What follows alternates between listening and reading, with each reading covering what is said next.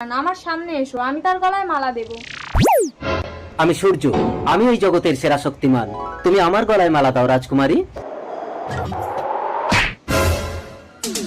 আমি বাতাস, এই জগতের সেরা শক্তিমান। তুমি আমার গলায় মালা দাও রাজকুমারী। না, আমি এই জগতের সেরা শক্তিমান। না, আমি এই জগতের সেরা শক্তিমান।